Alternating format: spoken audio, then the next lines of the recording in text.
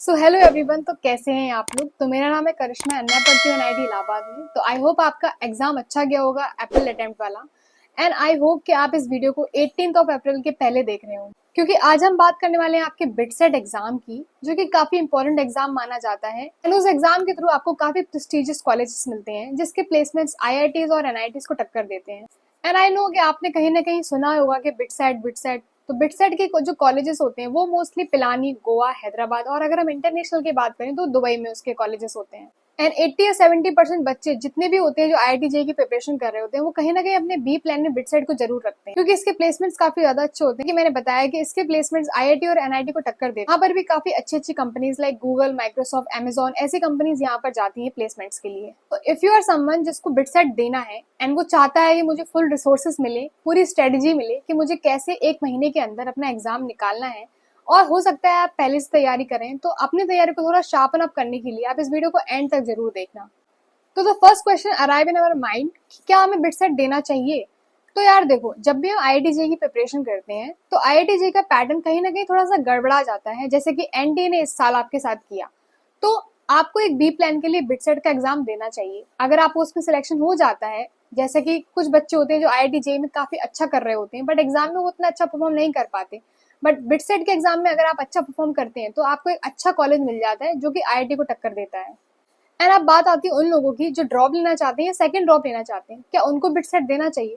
तो I would suggest कि उन्हें बिटसेट नहीं देना चाहिए। अगर वो पूरी तरीके से इंक्लाइंड है आईआईटी या एनआईटी की तरफ, तो उन्हें बिल्कुल भी बिटसेट नहीं देना चाहिए, क्योंकि एक तो बिटसेट की फीस बहुत ज्यादा होती है। बाकी जो tuition fees, academic fees, hostel fees बहुत ज्यादा हाई होती है, जो कि एक मिडिल क्लास फैमिली के लिए थोड़ी सी अपर एज पड़ जाती है। बात करते हैं अगर आपका माइंड चेंज हो गया या फिर जो लोग बिटसेट का एग्जाम देने वाले हैं 2025 में। सबसे पहले तो मैं उन्हें बता दूं कि आपकी जो लास्ट डेट है वो 18 अप्रैल है। तो अगर आप इस वीडियो को उससे पहले देख रहे हैं तो जल्दी से उस फॉर्म को फिलअप कर दीजिए, अगर आप इंटरेस्टेड है उस एग्जाम को देने के लिए या फिर एक एक्सपीरियंस होल्डर बनना चाहते हैं बिटसेट के एग्जाम का। अगर आप इस चैनल पे पहली बार आए हैं तो इसको सब्सक्राइब जरूर करिएगा एंड इस वीडियो को लाइक जरूर करिएगा, क्योंकि काफी सारी इन्फॉर्मेशन इकट्ठी करके आपको बताने में बहुत एफर्ट्स लगते हैं, तो एक लाइक तो बनता है। तो इसलिए गाइज, अगर आप ड्रॉपर हैं या सेकंड ड्रॉपर हैं और आपको एक प्रॉपर एनआईटी की स्ट्रेटेजी चाहिए, तो इस चैनल को आपको जरूर सब्सक्राइब करना चाहिए, क्योंकि इसमें मैं बताती हूँ काफी अच्छी स्ट्रेटेजी आपको, जो कि आपको अच्छे एनआईटी तक पहुंचा सकती है। एंड उसी के साथ साथ एग्जाम के बाद आपको उसमें मिलेगी फ्री काउंसलिंग, जो कि मैं खुद कराती हूँ। तो जल्दी से चैनल को सब्सक्राइब भी कर लो। And I know that guys कि बहुत सारे लोग सोचते हैं कि हमें एक प्रॉपर स्ट्रेटेजी की क्या जरूरत है, या फिर स्टार्टिंग में उन्हें ऐसा फील नहीं होता कि अरे मैं तो सही पढ़ रहा हूँ, मेरी कोचिंग में जो पढ़ाया जा रहा है वो सही पढ़ाया जा रहा है। लेटर वी रियलाइज कि हाँ, मुझे एक स्ट्रेटेजी की पक्का जरूरत होती है, क्योंकि उसके थ्रू मुझे एक सही रोड मैप मिलता है कि मैंने आज इतना पढ़ लिया, उसके बाद मुझे क्या पढ़ना चाहिए, उसके बाद मुझे क्या पढ़ना चाहिए, अगर मैं किसी प्रॉब्लम में स्टक हो रहा हूँ तो मुझे उसको कैसे सॉल्व करना चाहिए। ये सारी प्रॉब्लम्स आपको मिलती है ऐसे चैनल के थ्रू। चलो हम बात करते हैं बिटसेट के एग्जाम की। सबसे पहले तो बिटसेट में आते हैं आपके 4 सब्जेक्ट्स, ठीक है। उसमें आपका आता है chemistry, physics, mathematics. Chemistry, physics में आपके आते हैं 30 क्वेश्चन और मैथमेटिक्स में आते हैं आपके 40 क्वेश्चन। अगर आप बायोलॉजी से हैं तो उसमें भी आपके 40 क्वेश्चन आते हैं, आपके एक्सक्लूड कर दिए जाते हैं मैथ के क्वेश्चन, और उसके थ्रू आते हैं आपके बायोलॉजी क्वेश्चन, वो भी 40। देन आपकी आती है इंग्लिश एंड लॉजिकल रीजनिंग, जो कि होती है 20 क्वेश्चन की। 10-10 क्वेश्चन दोनों के होते हैं। एंड जैसे कि मैंने आपको बताया कि इसके लास्ट डेट है आपकी 18 अप्रैल एंड उसका एग्जाम होने वाला है आपका मई में, लगभग एक महीने बाद। एंड एक ही महीने बाद आपका रिजल्ट डिक्लेयर हो जाता है एंड एक ही महीने बाद आपकी काउंसलिंग स्टार्ट हो जाती है। हम बात करते हैं इसके क्राइटेरिया की कि आपको इसके फॉर्म भरने के लिए कितना क्राइटेरिया होना चाहिए। तो एग्रीगेटेड आपके जो 12th के परसेंटेज होनी है वो 75 होने चाहिए, एंड उसी के साथ साथ आपके पीसीएम या पीसीबी में 60-60-60 होने चाहिए। एंड एक साल में इसके 2 एग्जाम होते हैं, आप चाहें तो इसके दोनों दे सकते हैं या फिर आप एक में ही अपना कट ऑफ क्लियर कर सकते हैं। तो हम बात करते हैं सिलेबस के बारे में कि इसका सिलेबस हमें किस तरीके से पढ़ना है। क्या जेईई मेंस का सिलेबस और बिटसेट का सिलेबस सेम ही होता है? क्या उस सिलेबस को पढ़ने से मेरा बिटसेट क्लियर हो जाएगा? तो सबसे पहले तो ये बात आती है कि जेईई मेंस का सिलेबस और बिटसेट का सिलेबस थोड़ा सा डिफरेंस होता है। तो जैसा कि मैंने आपको बताया कि उसमें इंग्लिश और लॉजिकल रीजनिंग भी इंक्लूडेड होती है, तो ये जेईई मेंस में नहीं होता है।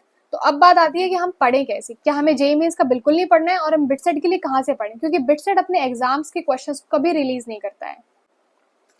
तो इसके लिए मैंने डिस्क्रिप्शन में आपको एक पीडीएफ प्रोवाइड कर दिया है, जो कि बिटसेट की ऑफिशियल वेबसाइट से उसका सिलेबस लिया है मैंने। जो भी आपके चैप्टर्स आने वाले हैं फिजिक्स में, मैथमेटिक्स में, केमिस्ट्री में, तो आप वहां जाकर उस चैप्टर्स को अच्छे से थॉरोली देख सकते हैं। एंड उसी के साथ साथ इसमें आपके एनसीईआरटी के बेसिक कॉन्सेप्ट क्लियर होना बहुत ज्यादा इंपॉर्टेंट होता है। एंड इनऑर्गेनिक केमिस्ट्री जैसे कि हमारे जेईई मेंस में एनसीईआरटी से आती है, वैसे ही बिटसेट में एनसीईआरटी से ही मोस्टली इनऑर्गेनिक केमिस्ट्री पूछी जाती है। एंड यहाँ पर मैं एक बात आपको बताना चाहती हूँ इन बिटवीन कि अगर आपके 300 समथिंग मार्क्स आते हैं तभी आपको एक अच्छा सा कॉलेज मिल पाता है, उसके नीचे के मार्क्स में ज़्यादा अच्छे से कॉलेज नहीं मिलते हैं एंड हो सकता है कि आपको कॉलेज ही ना मिले, क्योंकि ओवरऑल 4 कॉलेजेस होते हैं, हैदराबाद, पिलानी, गोवा एंड इंटरनेशनल की बात हम करें तो वो दुबई का है।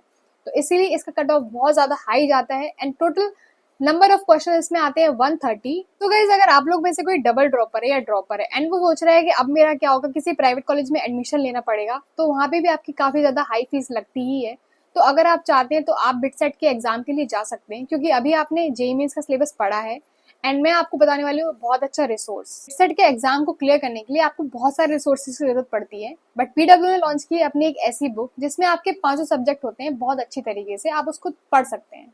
सो गाइस पीडब्ल्यू ने लॉन्च की है अपनी बुक जिसमें आपको 22 चैप्टर वाइज बिटसेट के क्वेश्चन मिलते हैं एंड वैसे तो हमेशा कभी भी रिलीज नहीं करता है बिटसेट, बट ये जो जितने भी क्वेश्चंस हैं ये सारी मेमोरी बेस्ड क्वेश्चन होते हैं एंड ये ज़्यादा प्रैक्टिकल होते हैं। अगर आप चाहते हैं तो आप इसको ले सकते हैं। तो मैं दिखाती हूँ इसमें क्या क्या आपको मिलेगा।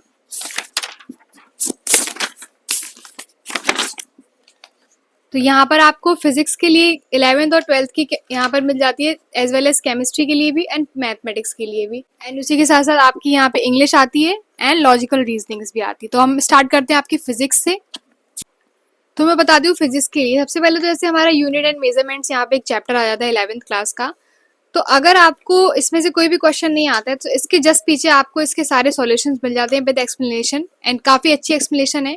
तो आपको एक तो इस बुक में क्या खासियत है कि आपको एकदम पीछे नहीं जाना पड़ता है, क्योंकि कई सारी बुक्स में एकदम पीछे के लिए हमें जाना पड़ता है, तो इसमें आपको तुरंत ही सारे सॉल्यूशंस मिल जाते हैं।